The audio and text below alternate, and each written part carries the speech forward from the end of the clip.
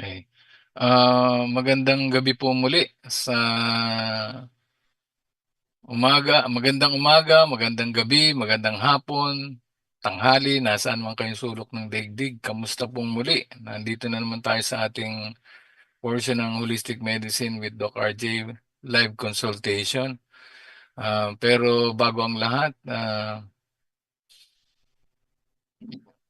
mag-ano muna tayo, paalala ng holistic medicine po ay hindi po para sa lahat. Para lamang po ito sa mga taong ah, magigising. Magigising at makakaunawa na merong nagbibigay talaga ng sakit at na hindi natin nakikita na siyang lumikha ng tao. Dahil sa lecture natin, paulit-ulit lang naman natin na sinasabi ito na ang mga sakit ay bunga ng pagsuway o walang kaalaman sa pamantayan. So,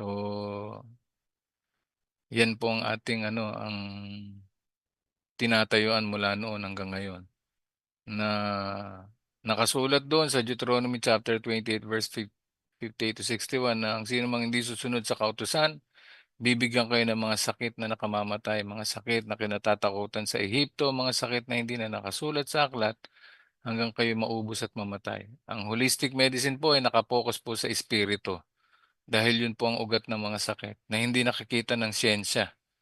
Okay? Na kung bakit paulit-ulit ang pagkakasakit kahit na nabigyan ko na ng tubig asin, nabigyan ko na ng mga tamang kakainit na yung mga dapat gawin at mga dapat iwasan, may sakit pa rin. Kasi nga hindi po sapat hindi po sapat yung katawan lang nakafocus ang healing. Dapat po sa espiritu kasi ang mga sakit, kahirapan, maagang pagkamatay, ito po ay paalala at paggising. Okay, sa mga tao na hindi po pasyalan 'tong mundo. Hindi po tayo nandito sa lupa para magubos ng oras. Hindi po tayo nandito para magsaya o magdrama. Hindi tayo nandito sa lupa para paggising sa umaga, kakain, maghahanap ng trabaho o magtatrabaho, maghahanap ng kaligayahan maghapon, pagdating sa gabi matutulog. Sabi ko nga uli, wala pong pinagkaiba sa aso't unggoy 'yan, okey? So, kahit na ano pang ibigay ko sa inyo, nakakatulong naman. Kaya lang isang araw babalik ka na naman sa'kin meron ka na namang problema, may sakit ka na naman. Kasi nga ang tao, wala nang naintindihan, naliligaw na. Hmm. Hindi nila alam kung anong purpose ba ng buhay, kaya kung ano-ano lang ang ginagawa rito sa mundo, puro sa katawan lang nakafocus. Kung hindi sa pagkain, sex, mga bagay, puro laro, pasyal, inom, barkada, 'yan puro puro lang pansamantala. Yung iba naman busy sa hanap buhay, sa negosyo. Hmm, Isang araw iiwan mo naman lahat-lahat ng na pinaghirapan mo rito sa lupa. Ang tanong, anong dahilan ba't ka nabuhay? Ba't ba tayo nandito sa lupa kung sa huli mamamatay rin pala? So, yun dapat ang malaman ng tao kasi malalim po ang holistic medicine. Hindi nga po ako nakafocus lang sa katawan kung hindi sa spiritual.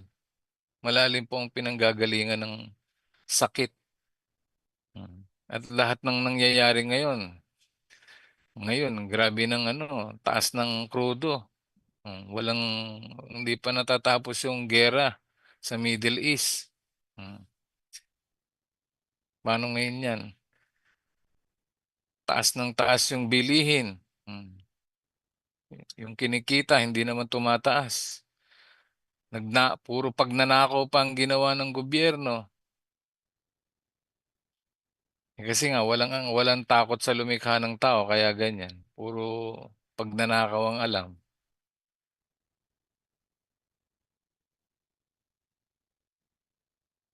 Imaginin mo 'yan, bumaba ng konti yung krudo, 120 pa rin, mataas pa rin 'yun, Hmm.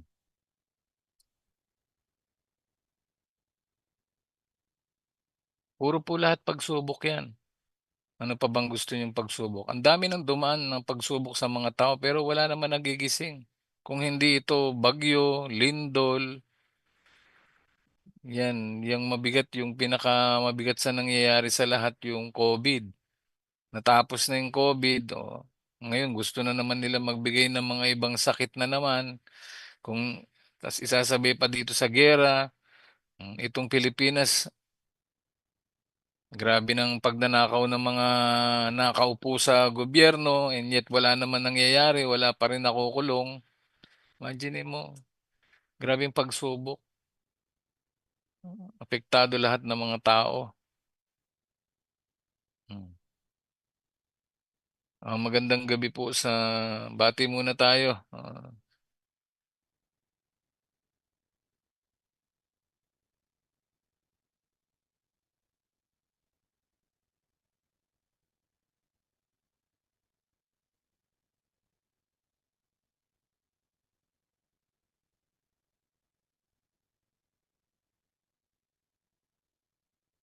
Ah, Magandang gabi po sa inyo diyan, Ma'am Tina Katipol, Henry Zabate, Leon Mendoza, Ronnie T. Divino, FT Lomboy,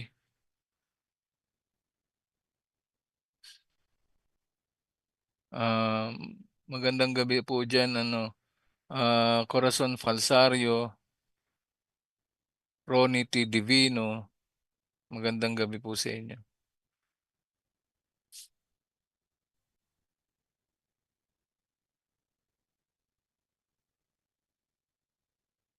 So, yun lang po muna yung ating paalala.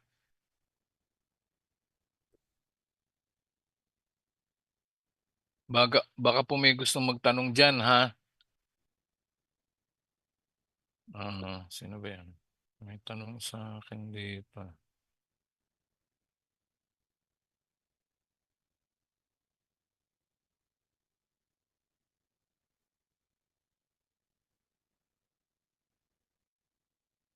Tanong.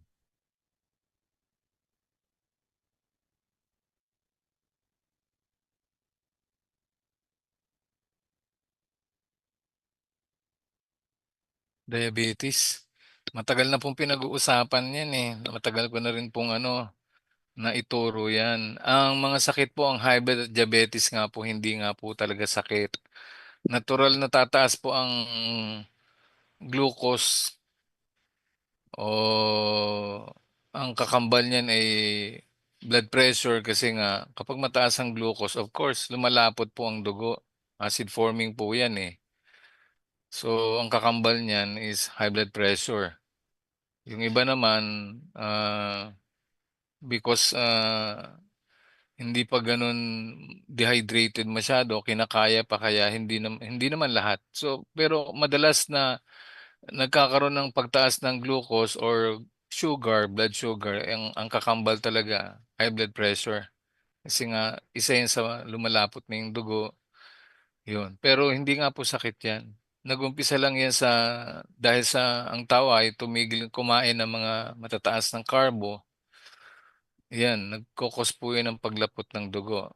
Of course, yung puso niyo 'pag malapot ng dugo hirap na siyang bumomba, kaya puwersado na ito.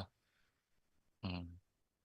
Dahil sa ang tinutulak niya hindi na katulad nung malabnaw siya na free flowing because nagbago na yung pH, so may chance na mahirapan ng bumomba yung puso. Kaya nga ang nangyayari lumalaki, kasi nga ang puso ay isa rin 'tong muscle para nagbubuhat. Talagang 'yun po yung ginagamit ng katawan natin para, ah, mag du ng maraming dugo sa buong katawan. So, siya po yung pumipiga, may muscles po 'yan. Hmm. Kaya kapag mahilig kayong kumain ng mga kanin, tinapay, noodles, pansit, biscuit, dairy products, ice cream, soft drinks, lahat ng refined sugar, Natural tataas yan, pero hindi ibig sabihin may sakit ka na. Mm. Kadalasan kasi kahit umabot pa ng 800 milligrams per deciliter yan or minsan hindi na mabasa ng glucometer kinakaya pa ng tao. Ang nararamdaman lang nila para silang inaantok. Mm. Kasi nga, imagine niyo na lang yung kumakain sa sa buffet, 3 oras. Kumusta na yung mga yon? Naturalmente, pag kumain yan, after 1 hour, check mo i-check mo yung blood glucose niyan, mataas talaga. Kasi nga may pinasok na ah, calorie. Hmm. Carbs man ito, proteins or fats, anything na makakakolek siya ng glucose, talagang tataas yan. Pero kasi noon wala namang ganyan eh. Pero meron tolerance sa mga tao. Hindi ibig sabihin tumaas yan eh. May sakit ka na. Yung iba kasi, yung tolerance, para bang uminom lang tayo ng beer. For example, ako isang beer, lasing na, ikaw isang case na wala pang nangyayari. Ganon din sa pagkain, may ganon. Nagbabago yung pH because acid forming yung mga pinapasok, mga cooked food, below pH, hindi normal yung pH ng mga pinapasok. Kaya na-alter yung pH ng dugo. So, nagkakaroon ng paglalapot dahil nagbago yung pH. Yun lang po yun. Kaya nga pag lumapot na yung dugo, of course, hirap na yung bumomba. Isa pa yun. Nagkakaroon ng narrowed artery, isa pa yun. Yung narrowed artery naman because sometimes mataas ang calcium levels sa dugo, isa pa yun. Kaya nagkakaroon ng vasoconstriction. So, kaya nga binibigyan kayo ng mga vasodilator. Hmm. So, ang problema, kada inom mo, luluwag. Pag wala ng epekto, babalik uli sa normal. Luluwag, tapos babalik uli sa normal, tapos luluwag na naman. Tapos isang araw puputok yan. Hmm. Sa rupok. Hmm. Andiyan na yung aneurysm. Yan ang mga nangyayari, pinahihina niya yung mga ugat. Kasi lahat ng pinapasok sa dugo, pagkain man to or synthetic drugs, nagko-contribute po yan ah, ng acid at saka nagiging dahilan ng pagnipis ng mga ugat. Hindi lang yun, yung mga kinakain na nga lang na matataas na protina, meron pong tinatawag na ano nga ba to? Yung isang uri ng protina rin yun na nagkokos ng acidity sa dugo. Sinusukat din yan eh. Ano nga ba yan?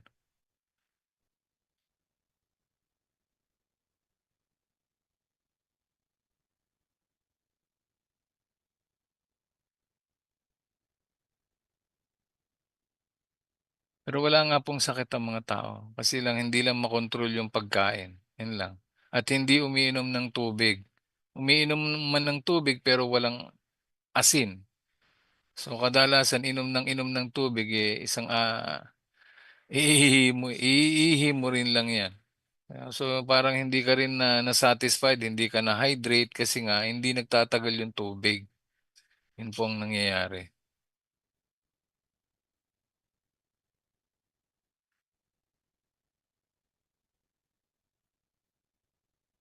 Brad, baka may tanong ka dyan. May naitatago ka bang mga tanong dyan? O may nagtatanong dyan sa'yo? Bukas ba yung natin sa YouTube?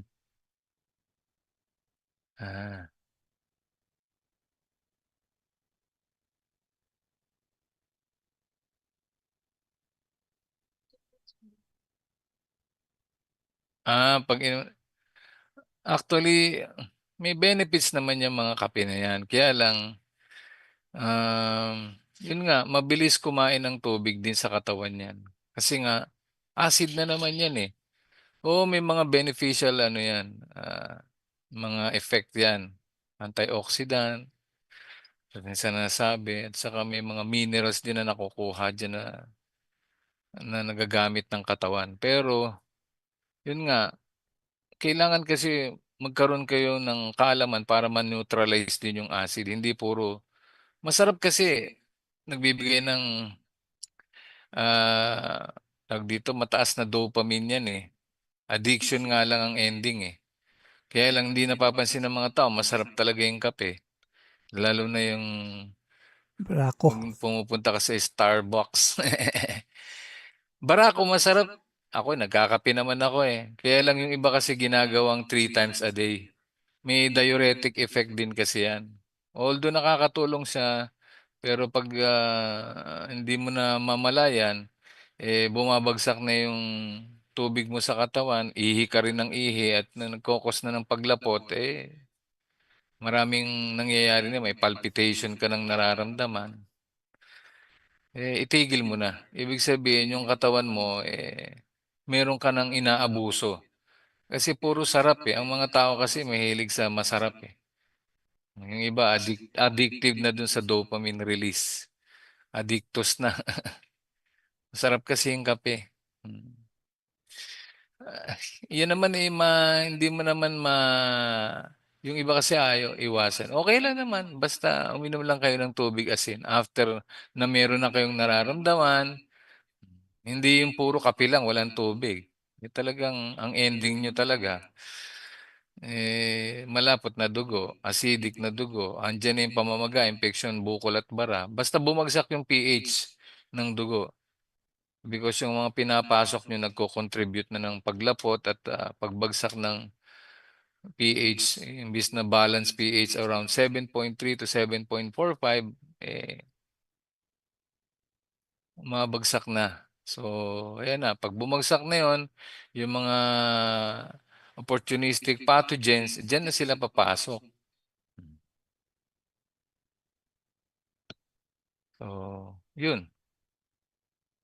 Pero sabi ko nga, kung gusto niyo magkape, magkape kayo. Pero kailangan marunong kayo mag-neutralize ng acid.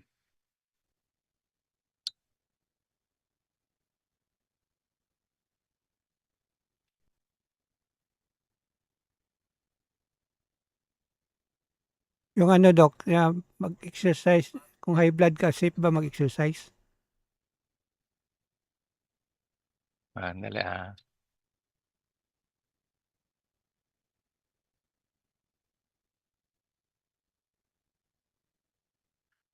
Ah, kung maaari, kapag mayroong mga ganong case, may high blood pressure, kung maaari, kailangan ma-normalize muna. Kasi, of course, kung common sense lang eh. Kapag malapot ang dugo, ibig sabihin, merong maliliit na daluyan or isa pa, may malapot ang dugo tapos mag-exercise ka. So, pag bumobomba yung puso mo ng mabilis at mataas ang presyon mo, merong chances na hindi mo alam, baka merong aneurysm sa buong katawan mo, kung di sa utak, sa puso, or kung saan. Pwede kasi magputukan yun eh. Hmm. So, yun ang isang problema. Yung matagal nang merong high blood pressure na na hindi na nagno-normalize, kung maaari, wag muna. Kung maaari. Yung matagal na at hindi alam yung management natin ng salt and water, wag mo nang masyadong wag mo nang magka-cardio. Pwede naman maglakad lang, pero yung alalay lang, yung tama lang. Pero kapag mayroong high blood pressure, hindi pwede kasi nga malapot na nga yung dugo. Pag pinag-exercise, exercise mo pa yun, baka merong buo-buong dugo yan sa loob ng at merong dumalo yan sa maliliit na ugat, pwedeng magkaroon ng bara. Or kung dito nagbara dito, stroke. Pero pag dito sa puso, nagkaroon ng bara dahil nag-exercise, hmm, Marami na yung malalang atake. natuturukan. Atake sa puso. Oh. Yung nakikipagtalik nga lang eh. May nangyaring ganun eh. Inatake. Kasi nga, malapot na yung dugo, masyado pang mahilig. Hmm.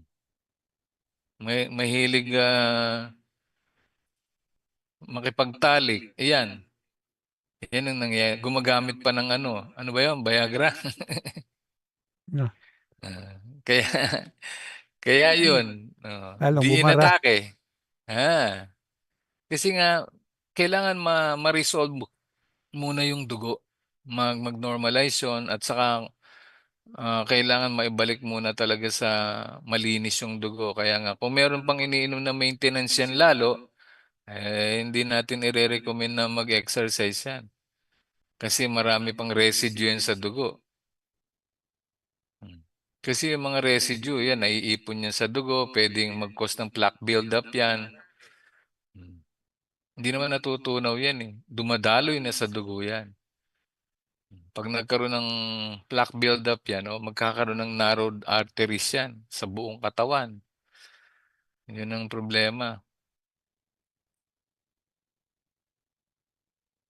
Kaya hindi natin nire-recommend. Kailangan ayusin niya muna yung kanyang dugo. Malinis muna.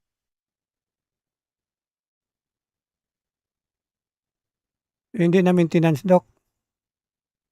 Ano na? Hindi maintenance ang magpapaayos nun. Hindi, siyempre. Kasi nga, yung maintenance drugs, hindi nga natutunaw yan. Ang mahirap, nagkukos nga ng leaky gut syndrome yan. Nagpe-penetrate na yan sa dugo. Doon, lumalagpas na yan sa barrier ng bituka.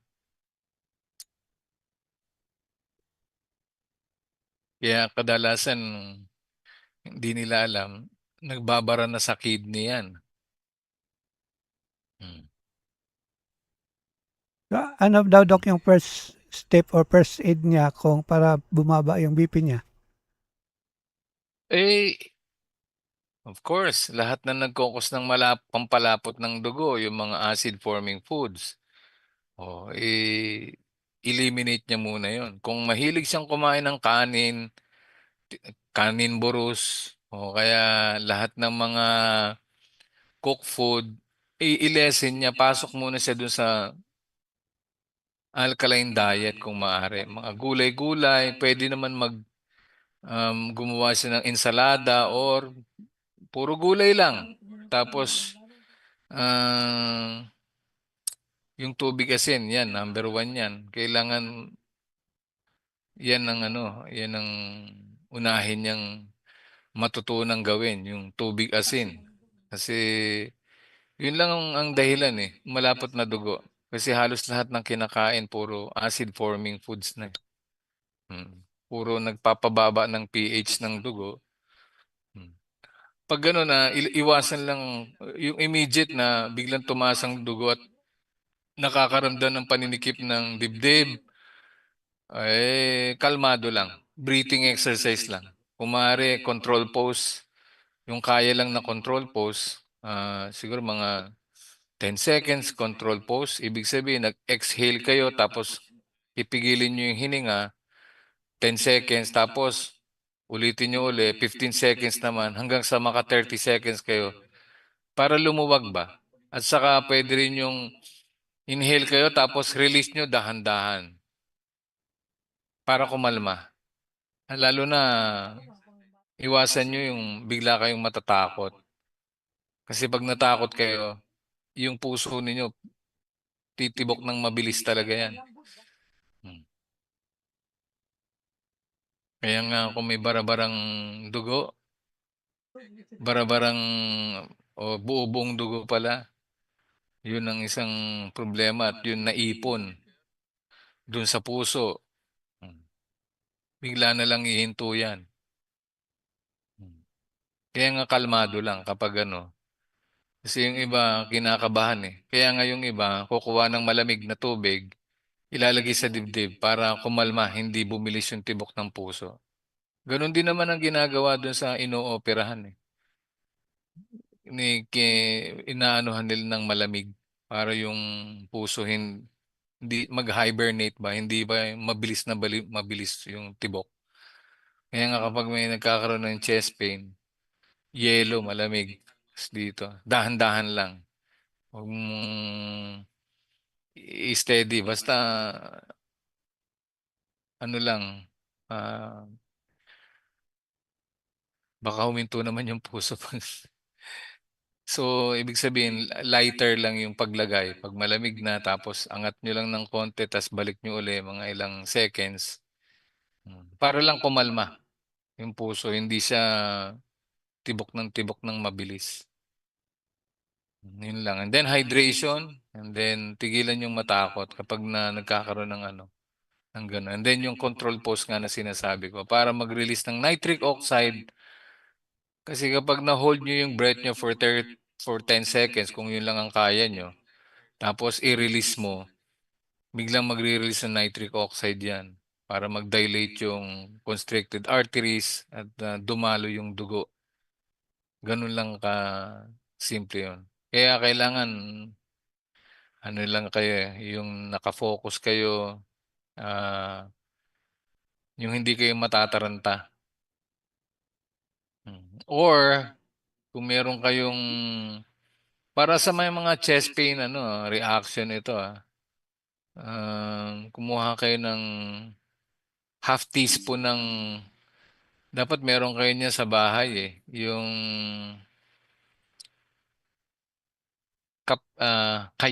kayin or capsaicin. Kayin, yung sili na powder. Yun. Ilalagay mo yun sa 100 ml na warm water. Yun. Ipainom mo yun doon sa tao. Maanghang yun. Pero hindi katulad nung fresh na may oil. Saglit lang yun. Yun, magkikreate din ng dilation yun. Kasi mag-iinit yung dibdib nun. Magre-release ng nitric oxide din yun. Yun ang, yun ang first aid dun sa mga may chest pain.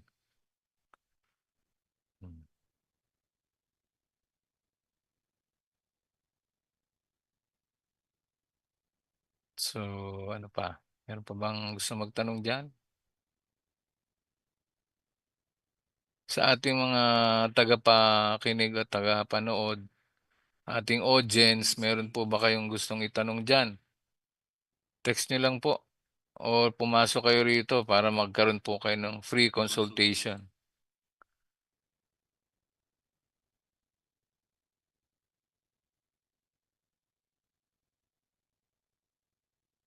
Acid reflux daw, Doc. Ah. Yung acid reflux po, palagi natin pinag-uusapan dito kasi isang nagiging malaking problema, nagkukos ng anxiety and depression yan. Kasi nga, nagkakaroon ng heartburn. Kaya, apektado yung puso, nakakaramdam ito ng depression. Akala nila parang masama na. Kasi nga, wala kayong salt and water Doon po sa salt, doon po nakukuha yung chloride. Kaya nga sodium and chloride sa chemistry.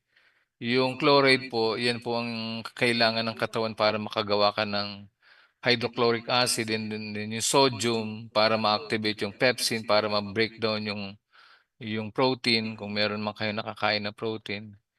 Isang dahilan kasi kapag kumakain kayo, yung iba kapag uminom ng tubig na imbis na matapang yung hydrochloric acid, tumatabang. Hmm. So, nade-delayed tuloy yung ano. Ang tamang pag-inom ng tubig, 30 minutes to 1 hour bago kayo kumain. Bakit, Dok? Para magkaroon ka ng saliva production, isa pa yon. Kasi habang kinakain mo yung pagkain mo, kailangan mong nguyain. Isa rin yun. Kailangan kong kayong ngumuya. Nguyain po ng matagal, at least 30 seconds, kung maaari 15 to 30 seconds bago lunukin. Okay? Para hindi nahihirapan yung ano. At nakakapag-prepare yung stomach nyo na makapaggawa ng gastric juice. So, kapag yan, ininuman mo naman ng tubig, so medyo madidelay lang kasi nga, imbis na pure yung acid, tumatabang. Okay, kaya nga ang pag-inom talaga ng tubig before. 1 hour before eating. Kaya nga wala kang ginagawang saliva, kaya hindi mo na nangunguya ng maayos, wala kang laway para durugin yung kinain mo at dudulas lang 'yan. Mm. Kaya nga nabubulunan ka kasi nga hindi kayo nainom ng tubig. Uminom muna kayo ng tubig bago kumain. Yun po ang tama para makagawa ka ng saliva or laway para mabasag o madurog mo yung nginunguya mo. Mm. So, yun po ang tama. And then, kapag wala kayong hydrochloric acid production, weak yung gastric juice ninyo, oh, yan, nadidelay po. Hindi lang yon.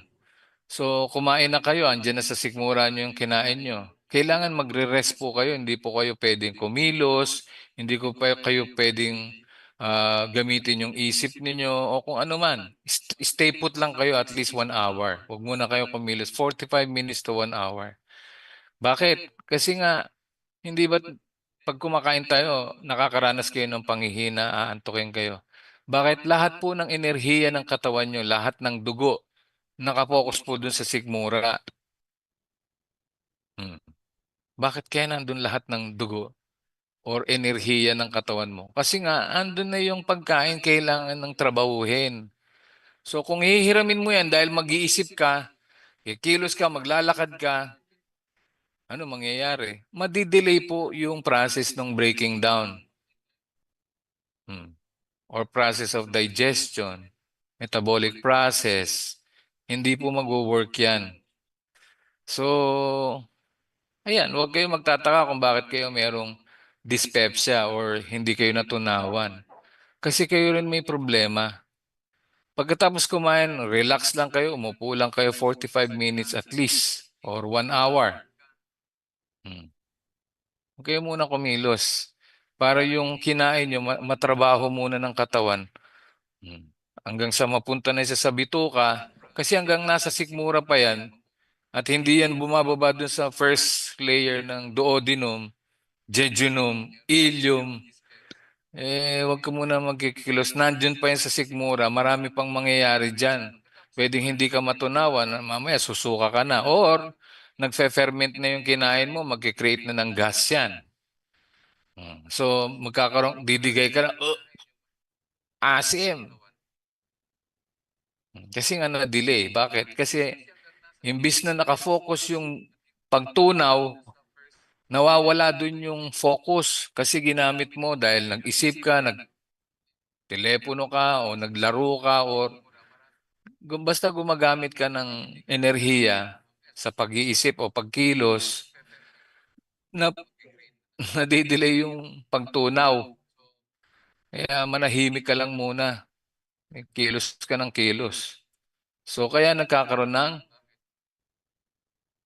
ga- ah, gastroesophageal reflux.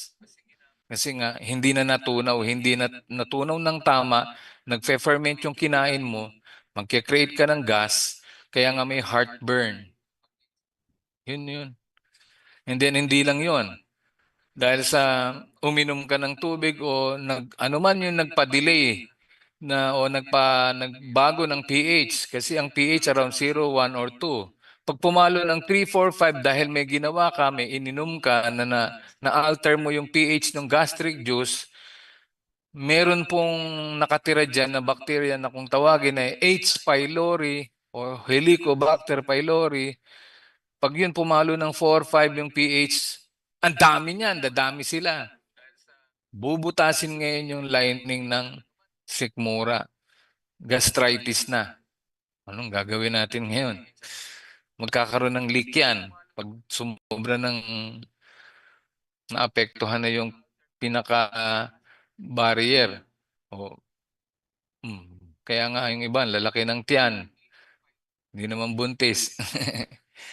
So may nag-leak na po doon na fluid from stomach. So yan, anong mangyayari ngayon nun? Yung mismong parang supot na humahawak naman sa bituka, manipis na yon, mabubutas.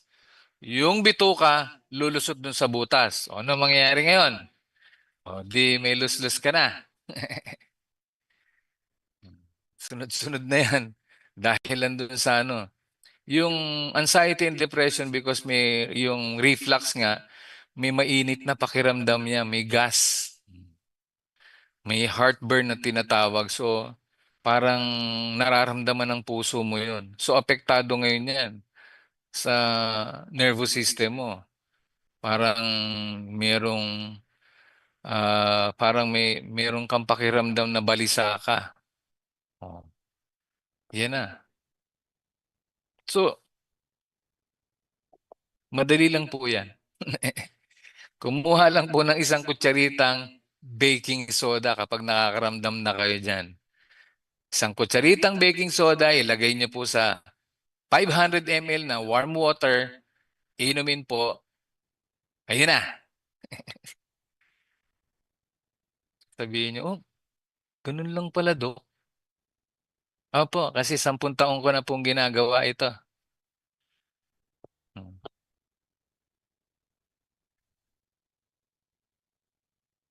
So, yun lang. Yun lang po. Baka may gusto pang kang itanong dyan. Doon naman sa mga bukol-bukol sa katawan, normal po na nagkakabukol tayo. Kapag mataas po palagi ang asukal sa katawan or glucose, meron pong mga nakatira sa katawan natin na nabubuhay sa asukal. Yan po ay kung tawagin ay Candida albicans or candidiasis. Lamang yan sa mga babae, lalo na yung matataba. Hmm. Pwede magkaroon ng bukol sa matres, bukol sa bituka, bukol sa suso, bukol sa kilikili. Yan, ang daming bukol. Paano maalis yon? Secret. Asin.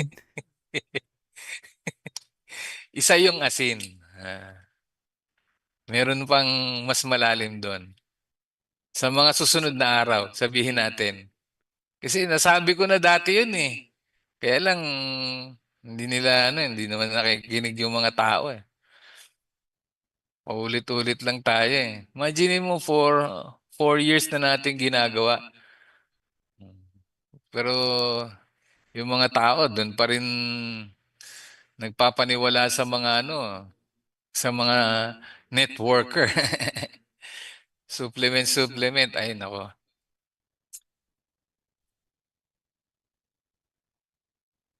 Malaki pong kalokohan. Ako asin lang at saka tamang pagkain at sumunod kayo sa lumikha ng tao. Yan pong mga sakit na yan ay naibigay na po ang kaalaman paano maiwasan ito. Kung magpo-focus lang po kayo sa video namin, pakinggan nyo po mula umpisa. Malalaman nyo kung ano yung mga cancer at bukol na yan. Mabigat na kasalanan na pong ginagawa ng mga tao at hindi nila alam kung anong dahilan bakit sila nabuhay rito sa lupa. Kaya hindi na natapos yan. Sakit na yan. Yun pala, Dok, yung pag-inom namin ng tubig o pag kumain ka. So, mas maganda pala kasi natutunaw mo na yung kinain mo, baka ka umiinom ng tubig. So, yun Correct. ang maganda. Bago ka kumain, iinom ka muna ng tubig. Kasi kaya nga nahihirapang lumunok. Dok, kasi pag nabulunan ako, hindi ako inom ng tubig. Kaya ka nabubulunan kasi hindi ka gumagawa ng saliva or laway. Bakit? Hindi ka naman umiinom ng tubig eh. Paano ka gagawa ng laway? Kaya nga, kadang nguya mo, ba't dry? Mahilig kang kumain, hindi, wala pang sabaw. Ang kinakain mo, puro tuyo na sarsa lang. Oh, So, yun ang ganun pala. dapat, Okay. at saka matutong ngumuya. Kaya nguyain nyo. Kasi habang ngumunguya kayo, nagpo-produce na kayo ng laway. Eh, Kaya nga, problema kung dehydrated. kaya gawin yung Ano? idol yung kalabaw. Kasi kito lang ngipin, nguya nga ng nguya, malaki. Ang ahas. Tundok Mga lang kambing. diretso, payat, Ah, ahas. Ahas, ano? Ibig sabihin, yung mga tao, ahas pala kumain yan. Parang ahas, wala nang huyaan. ah. Ang kulit eh, no? So, sige na nga, sabihin na natin. Para matunaw po ang bukol, tubig asin lang. Una. Pangalawa, siguraduhin nyo kayo ay nakakapagpaaraw. Pangatlo, siguraduhin nyo kayo ay nakakapag-cardio.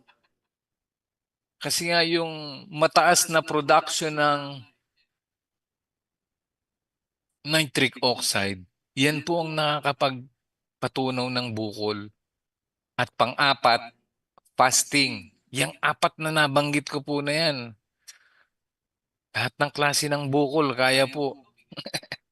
Kaya lang, ang mga tao hindi nagpa-focus, hindi nagpe-pay attention. Akala nila kwento-kwento lang.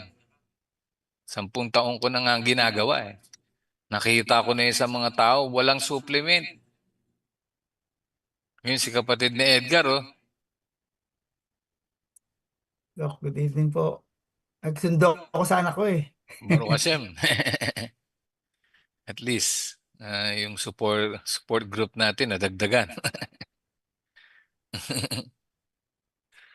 Ayan, baka may mga tanong kayo dyan.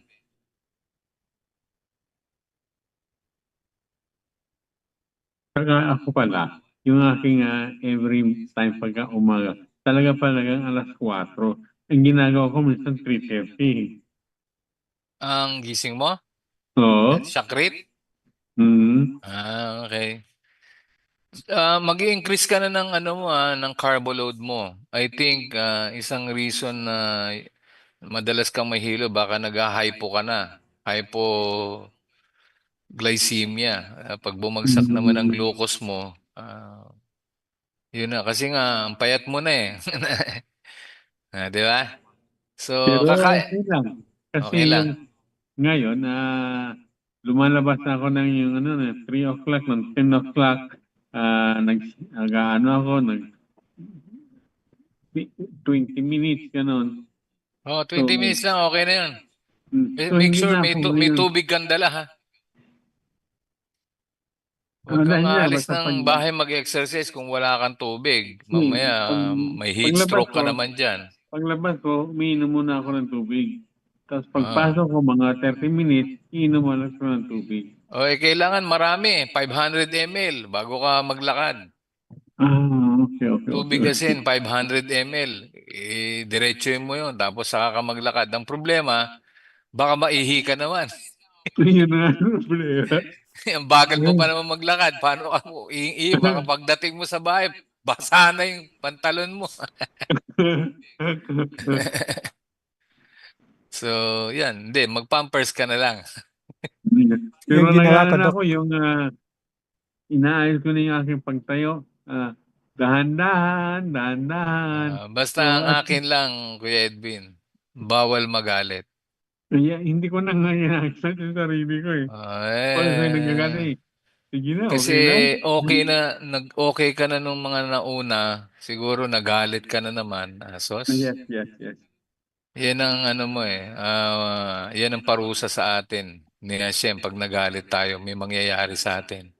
Kaya bawal magalit. Kaya yun ang nangyari sa akin eh. Talagang, Hindi mo nagwagawa. alam na na-stroke ka na uli. Another dahil nagalit ka. Huwag ka magagalit. So siguro nga, Bawal na. kasi nung una, nung na-stroke ako, nakakapaglapad naman ako eh. Ngayon hindi na ako makapaglakad eh, kasi gawa nga nung mahira yung aking kalawan. So, iniisip ko, paano nangyari? Kasi nangyari yun nung nung, 3 Buti nakapagpagupit ka na. Nagmukha ka na naman totoy Nakapagpagupit ka na oh. Kanina, naggupit na ako kaninang umaga. Hindi, yung sa ulo mo. At least nabawasan na yung buhok mo. Kanina umaga ako, kanina. Ako lang Ah. ang nagupit nila. Ganun Kaya ba? nga, dapat nga, nag-ano ka pinaigsihan mo pa, mahaba pa nga yan eh. Yung sa Siguro ulo, sa ulo lang, huwag mong pakialaman yung balbas. Yung siguro sa ulo lang, yung sobrang nasa sa ulo lang. benbas ko, pinudulpod ko ng kaunti, pero okay lang sabi ko, naman lang ganito, ganito. Mukha ka ng Chinese sa itsura mo. Chinese. Hindi, dapat mahaba yan eh. Sige lang. Baka may gusto magtanong dyan.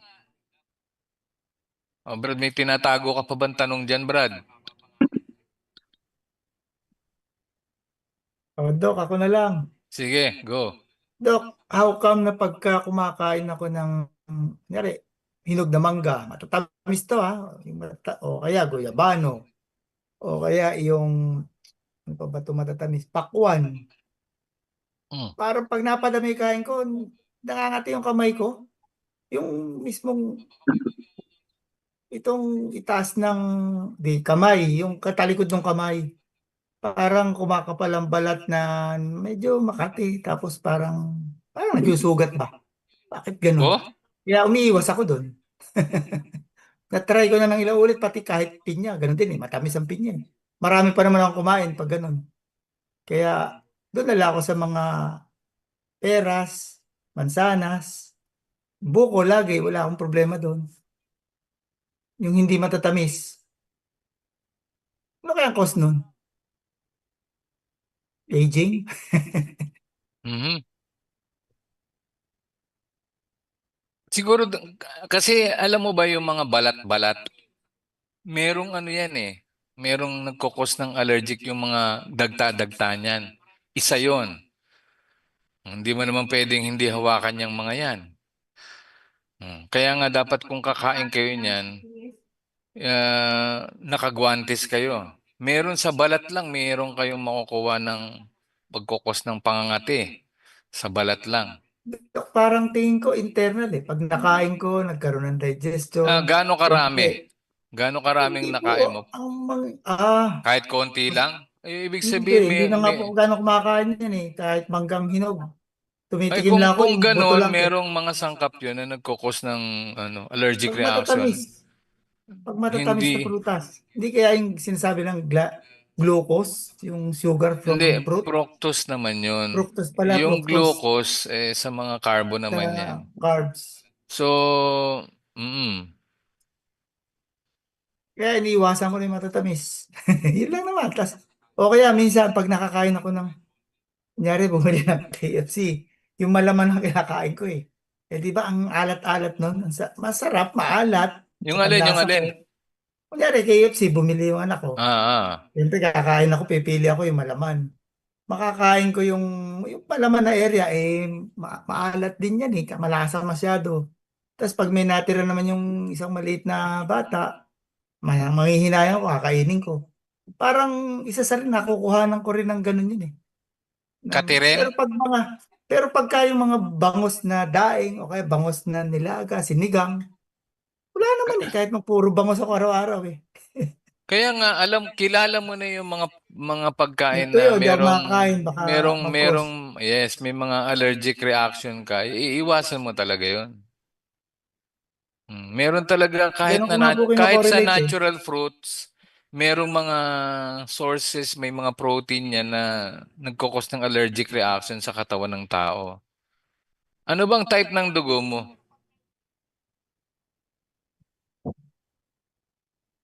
Dok, dati Ano kasi ka ba? ganito, AB, nagtataka A, nga ako eh. Hindi ko O? malaman kung bakit. Ang sinasabi nga, dugong B, di dugong bughaw, o dugong, B ka ba? o D. Sabi, Ah. nung dati eh, kaya lang, yung huli kong, anong tawag dito? Yung nagkaroon kami ng huling annual physical exam, parang biglang naiba. Hindi naman dapat naiiba yun, di ba? Bakit nagkaganon? Hindi dapat, oh. Kaya nga, alam na alam ko mula po noon, type B. Pero nung mga ilang years ago, after pandemic, meron kaming annual physical exam. Pati yung kasama kong type B din, naging pareho kami. Type B Naging na A. rin. Naging Naging A. A na. Naging dugong aso. Dati dugong baboy. Ay, Hindi naka. ko malaman ba't ganon. Pero basta iniiwasan ko na lang, Dok, kung ano yung para pakiramdam ko, medyo yun nga, kumate. Kasi pagkakaroon ng balat-balat, pag kinamot mo, minsan magsusugat pa. Mm. Parang kumakapal yung balat na minsan matutuklapin mo dahil parang kapal ng balat eh. Mhm. Hindi ko alam kung parang, pero alam ko naman na doon ang gagaling kasi dati ang takaw kong kumain ng guyabano.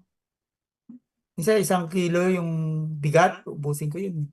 Noon, pre-pandemic. Hindi pa ako nagkakaroon ng chest pain. Mhm. Pero ngayon, ayoko na rin ulitin kasi meron na rin akong ganong sensitivity. Mm. Hindi ko nga ano yun eh. Pero naiiwasan ko pag iniwasan ko yung pagkain. Oh, Gagaling naman. ganun na nga lang talagang gagawin mo. Kasi ibig sabihin, hindi fit sa'yo yung pagkain na yun. Yung Opo, katawan mo, tulad, tandaan nyo yung katawan nyo mismo ang namimili kung ano yung pwede mong kainin o hindi. tama. Katulad ko, marami akong allergic din. Hindi ako nagkakakain ng, ah, ano ba to? Chesas. May allergy ako sa Dilaw, chesas eh. yung dilaw. Yung Chesa. chesas, nakakita kayo Dilaw nun? po yata yung dilaw ang loob. Chesas, tapos yung durian. Yung nakakain yan. Ako di ka pala pwede daw, Doc. Ano lang ako, ano yung masarap dyan? Marang. Yan ang kinakain ko, mangustin. Yan. Yan ang Paano, kinakain ko Dok, yung dyan. yung Chico? Yan, kumakain ako niyan, Chico. Ayan. Hmm. May tanong dito, Doc. Ano daw ibig sabihin sa mataas na potassium? Hyperkalemia yon, ibig sabihin. Ano bang nararamdaman? At ano ba ito? Lalaki ba ito? Babae ba ito? Yan si Ma'am Corazon Pasalirio. Pasalirio. Ano ba nararamdaman? Hindi kasi minsan yung iba nagpapacheck ng tapos sasabihin high potassium. Ano nararamdaman nyo kung mataas ang potassium? Hindi lahat ng mataas mayroong nararamdaman. Kadalasan mataas ito pero wala nararamdaman. Yung iba naman sabi mababa yung potassium. Ano ngang nararamdaman? Doon palagi po tayo sa nararamdaman. Huwag kayong magpadala dyan sa check-up na yan kasi nga kadalasan abnormal yung result, walang nararamdaman. Tapos normal yung result, ang daming nararamdaman. Ang baliktad, hindi magkaigi. Hmm. Yan, Ma'am Corazon, pasok. Pwede ka pumasok dito. Pasok po kayo kasi nga Nandyan yung link sa ating chat. ano kayang nararamdaman? Wala daw po. Walang nararamdaman. Yun na nga po ang sinasabi ko. Matagal ko nang sinasabi, huwag kayong magpa-check up kasi may stress po kayo sa kakapa-check up. Noon ko pa, 10 taon ko na po ang ginagawa ito. Puro mga pasyente, check up, dadalhin sa akin yung check up. Uy, abnormal yung yung cholesterol, yung blood chem abnormal. Ano pong nararamdaman? Wala. Wala naman, Dok. Hindi nga totoo yan. Tapos magugulat, Dok, bakit ganito, Dok? Normal naman yung resulta ng blood chem ko, pero ang dami kong nararamdaman. O, anong gagawin natin ngayon yan? Sabi ko nga, hindi totoo eh. Dapat merong manifestation, merong nangyayari. O, anong nangyayari ngayon sa inyo? Nai-stress kayo. Kasi nga, pacheck kayo ng pacheck. Tigilan nyo po, nag-aaksaya lang kayo ng pera. Sa huli, tatakutin lang kayo. Kung oras na po, oras na. At yan ang nagiging resulta ng inyong walang kaalaman. Physical man o spiritual. Kaya puro pananakot po ang ginagawa sa ospital. Ang ending, ubusin yung natitiran yung pera o kung may pera man kayo, pasusukahin kayo ng 100,000, milyon. Hanggang sa, kasi tinakot na kayo kung ano na ang gagawin sa inyo dyan. Lalo na kapag pumirma ka sa waiver, wala ka na. Control ka na ng management ng ospital. Hmm. Yan po, yan ang sinasabi ko. Kasi kinakot na kayo kung ano lang gagawin sa inyo dyan. Pero wala ka na.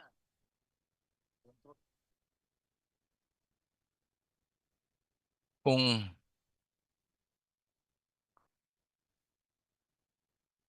good evening, Mel Pescadero.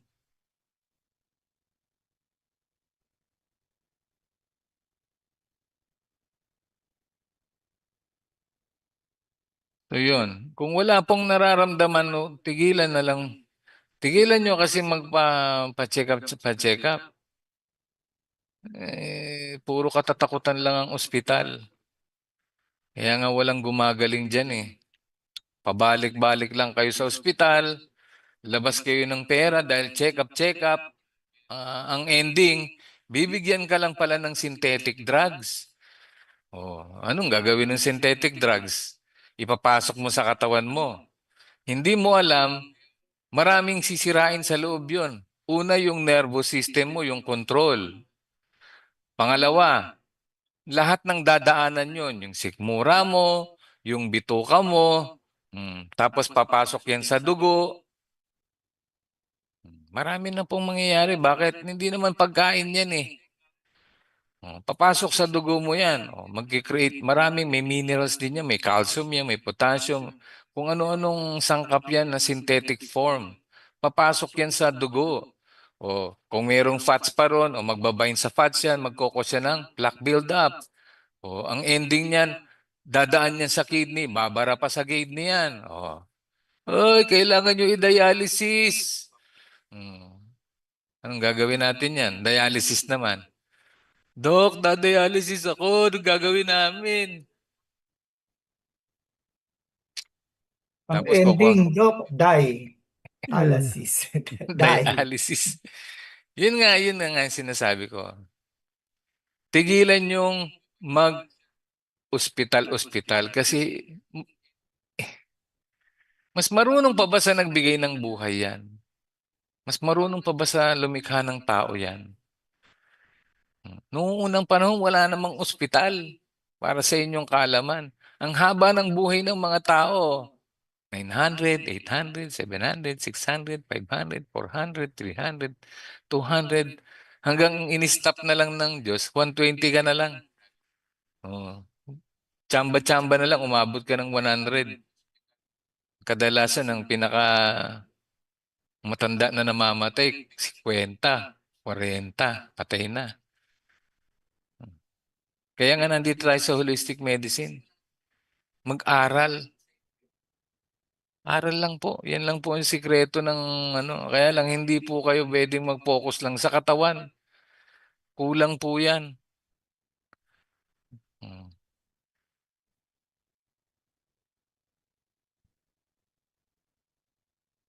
Baka po may tanong pa ho kayo dyan. Anong oras na ba?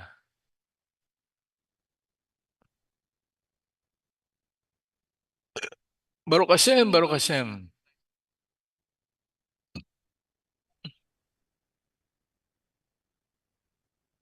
Ayan, Brad Leon Mendoza. Ewan ko kung nagpapa-hospital pa yan. Brad Leon, nagpapa-hospital ka pa ba?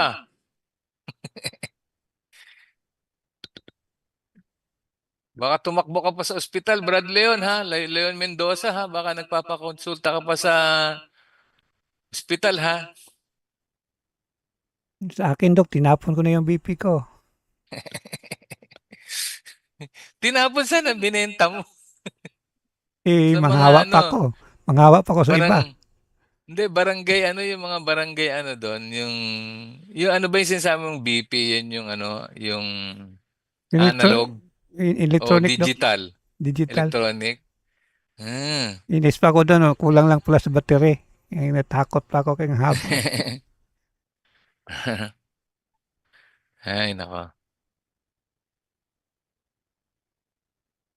So, ayun nga, yung mga sakit na yan sabi ko nga, nilikha lang ng mga tao yan, medical science. Kasi nga, dahil ang tao walang alam sa katotohanan. kung paano nagtatrabaho ang katawan. Yung iba naman nag-aral na, university graduate, doctor na. Imagine mo, yung nakakaintindi ngayon, hindi po yan nagtitiwala sa kapwa niya doktor. Para sa inyong kaalaman. May mga doktor ngayon na nagising na, mulat na sila.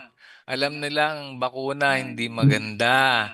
Pangalawa, yung management, alam na rin nila. Kaya nga yung iba nag-integrative na.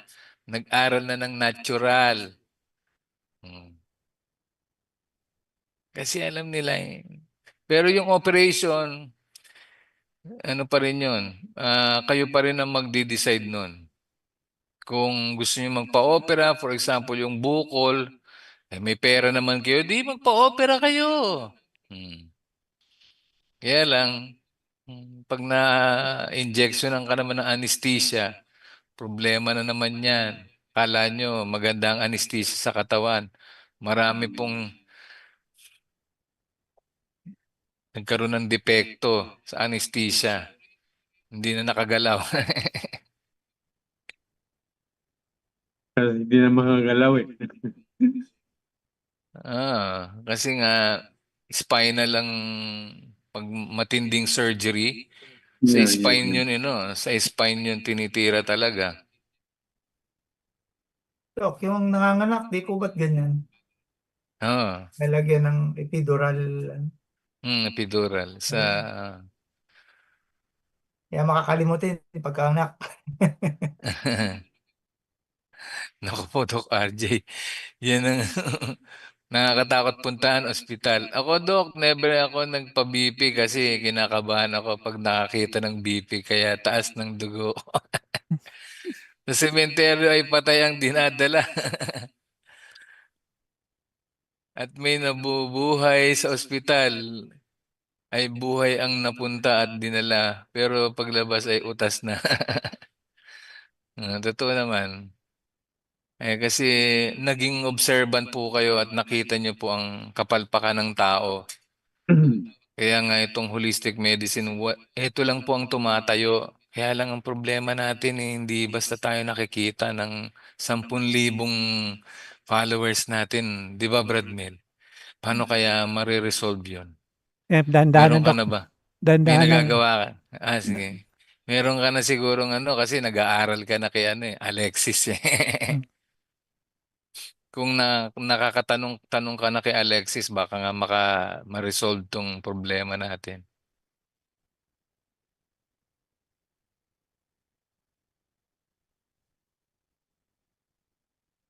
Noon, ang dami dito, ang hirap pumasok eh. Hmm. Then Sim- noon, nawala na yung mga tao yun, ano? hmm.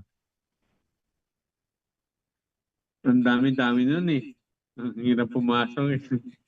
Kasi doon ako nag-ano nang sabi, meron tayong 613 commandments. Sabi, ay ano kaya yun? Ano kaya yun? So, binasa ko ng binasa.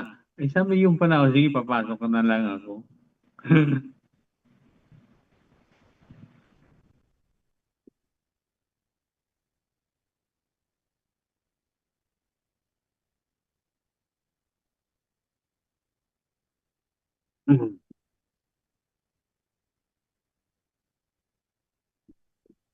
May tanong dito, Dok.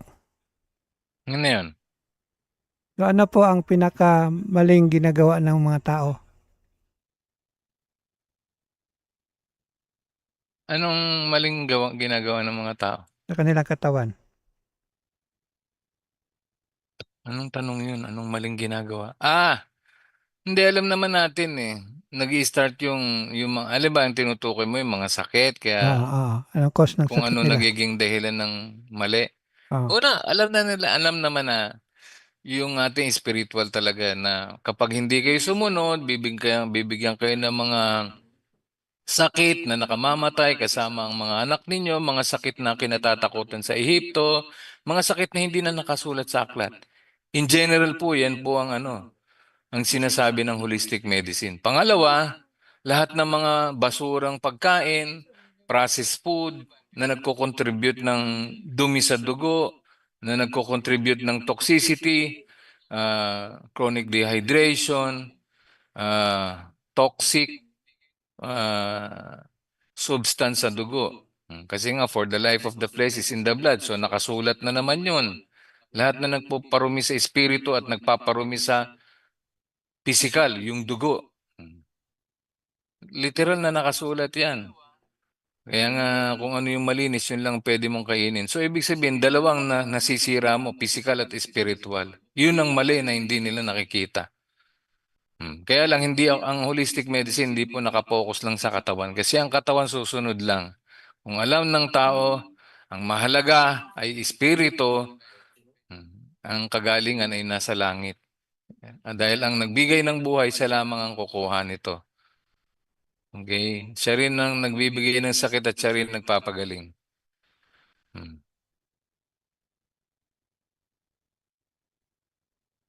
Yun po ang buod. Wala pong iba. Hindi tayo pwedeng ah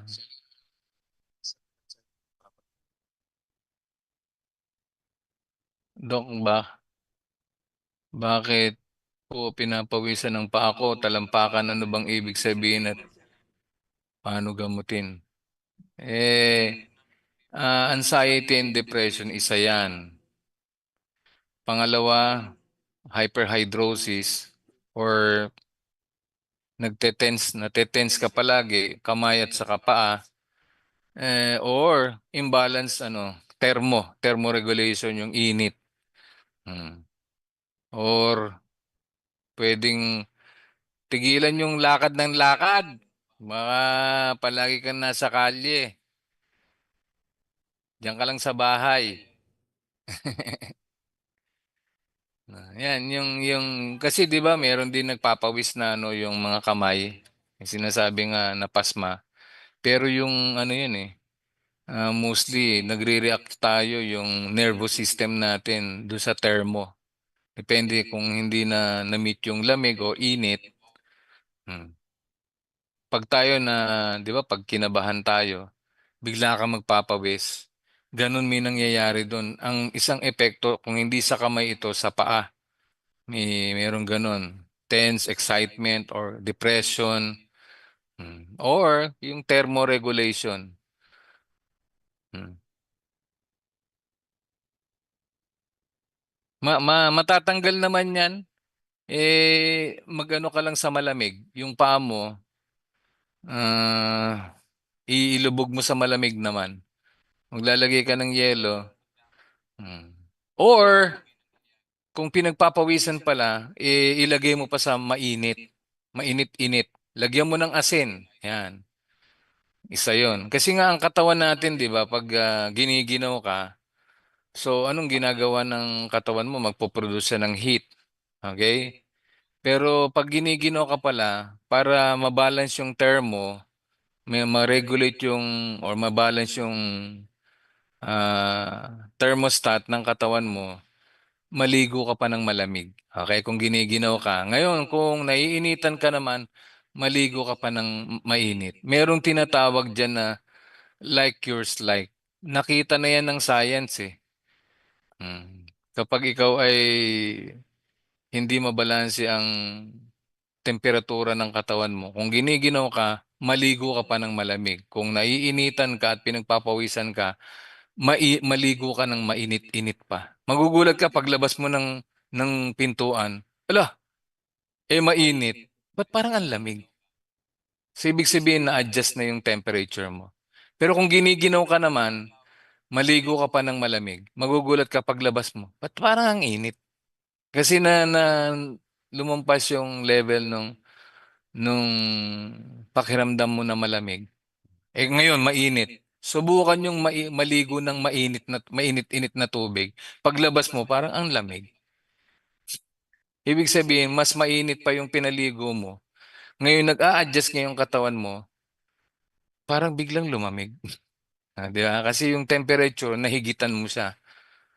Kung ang temperature, sabihin na natin, nasa 25, 26, ang init, or 30, maligo ka pa ng mga 30, 31 degrees. Mainit-init. Sa init ng temperature ng panahon. Hmm. o 30, 35 yung temperature ng water mo, magugulat ka paglabas mo, aba, ang lamig ah. Pero ba't init na init yung kasama mo? Pero ikaw naman, paglabas mo ng ano, malamig. Yan. Yun ang technique. Ano po bang tawag doon, di ba? Pagka yung ibang naturopathic, yan, may tawag dyan eh. Like yours, ano ba yung tawag sa like yours like? Ah, yours like. Hmm.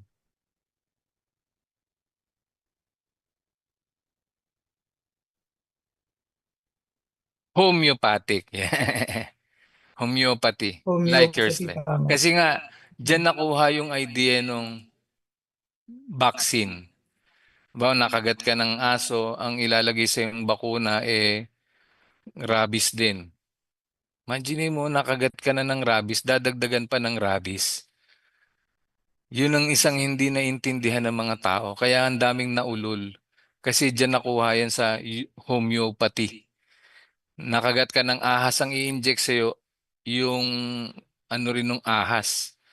Kaya congratulations sa mga idea na yan. Yan ang dala-dala ngayon ng medical science.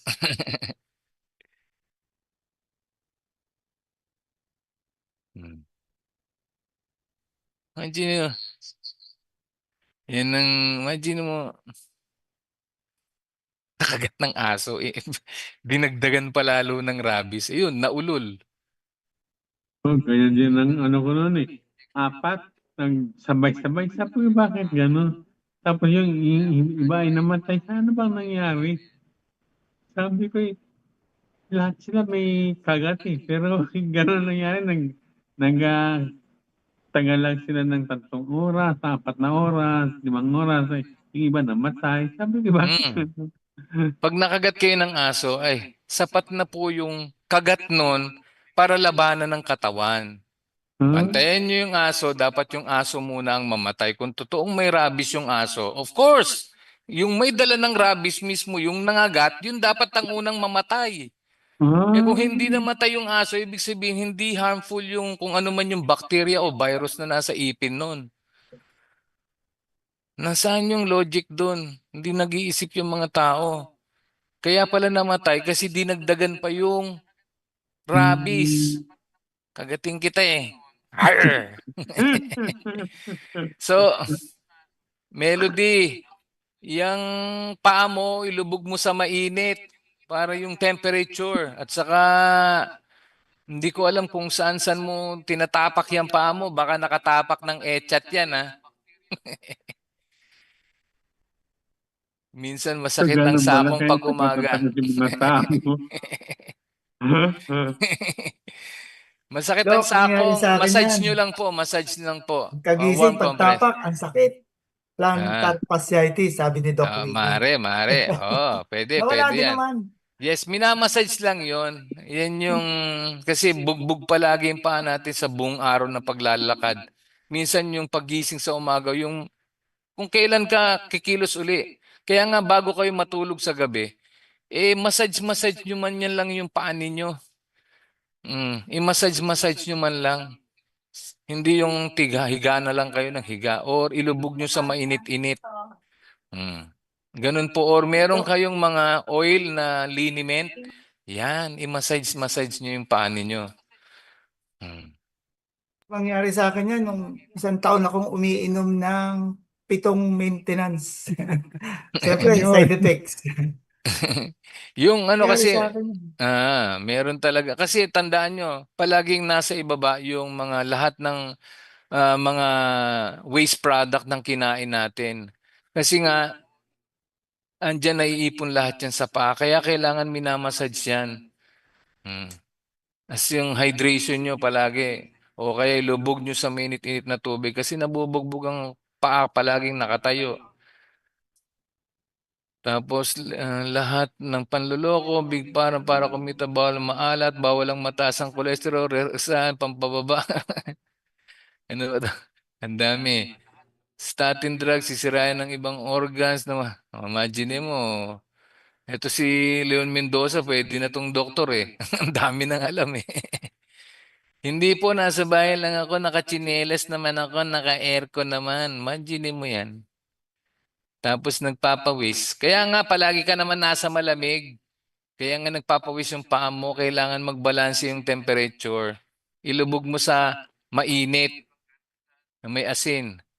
Dok, totoo po ba kapag inatake daw ng high blood, kuha ka lang daw ng yelo, ilagay sa batya, ah, lagyan ng tubig, ibabad daw ang mga kamay?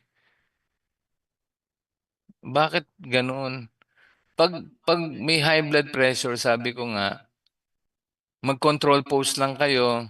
Teka, pag mataas ang high blood pressure, of course, uminom ka ng tubig asin kasi nga malapot na yung dugo.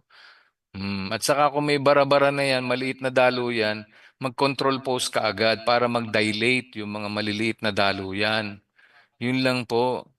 Hindi yung yelo. Hindi ko maintindihan yun.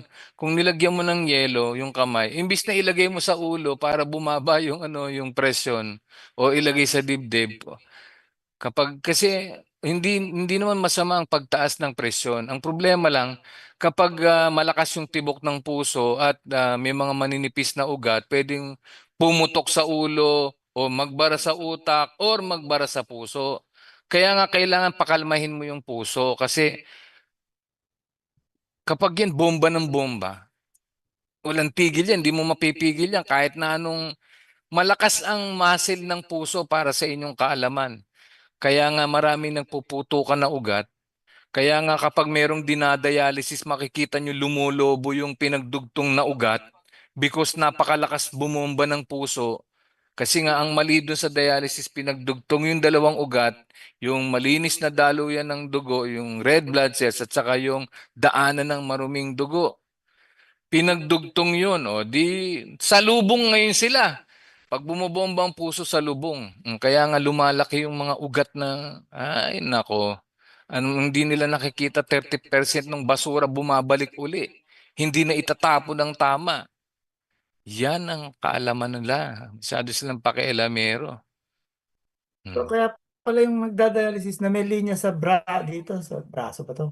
Lumalaki Malalaki yun. na yung ugat. Parang Ah. evident na, ang laki. Correct. Kasi nga, yung puso, pag bumomba yan, nako, ang lakas ng puso. Tandaan nyo, isa yan sa malakas na muscle sa katawan ng tao. Kapag bumomba yan, yung mga ugat na yun, maglalakihan yan. Kasi salubong yung pressure eh. Yung ugat pa naman, parang ano yan, yung garter na lumulobo rin yan. Ah. Kaya nga pag yun natusok yun, tinutusok yun, sisirit yun. Oh, yung mga yung mga nagdadialysis. Kaya nga tinatali muna nila yun, tataliin muna yun, tapos sa kanila dudugtungan yun. Pag hindi tinali yun at yun, sasabog yun sa mukha nila. Oh, nakakita ako ng ganyan eh, sa dialysis. Kasi si Mrs. na sa dialysis. Tama ka talaga, Doc RJ. Takot ang isang dahilan. Kaya lalong lumala ang sakit ng mga to. Kaya alisin ang takot. Magagawa lang ito kapag nakilala ng tunay na yung isang lumikha. Baruch Hashem. Hmm. Ay, nako. So yun, ang oras na ba? Ala, 9:48 na pala. Bilis ng oras, ano? Pero okay lang. Madami pa naman tayong pag-uusapan next week ulit. So, ayun lang po. Yung mga nakapanood sa atin, ipakishare nyo na lang po ang aming page para po makatulong sa maraming tao, mga kamag-anak ninyo, na nangangailangan talaga ng tulong. Lalo na yung mga, yung ano na, yung sinuka na sa ospital. Yun po ang nakakalungkot eh. Naubos na lang ang pera nila, naibenta na yung ari-arian nila, sasakyan, pati yung biyenan, binenta na rin. Sabi ganun. Nalungkot na. So, ayan, ibigay niyo po ang page namin para po makatulong tayo sa maraming tao. Yun lang po at maraming salamat po sa lahat ng nakapanood. Pwede niyo po akong i-reach out sa aking sa aking page, kung meron kayong, kung gusto niyo magpa-konsulta ng libre, i-reach out niyo lang po ako dito sa page. Ito sa page ko. At bibigyan ko kayo ng libreng konsultasyon. Ano man ang inyong karamdaman, libre po 'yun. I-fill out lang kayo ng holistic form, and then i-schedule ko kayo ng free consultation live. Messenger po 'yan. Private lang po 'yan. Okay? So 'yun po, maraming salamat pong muli, at kita-kita na lang tayo next week, alas 8 rin po ng gabi. Every Tuesday po. Okay? Una na ako mga kapatid. Baruch Adonai Leolam. Amen. Amen. Baruch Hashem. Baruch Hashem. Kasi thank you, Doc. Baruch Hashem. See you on Friday. See you. Baruch Hashem.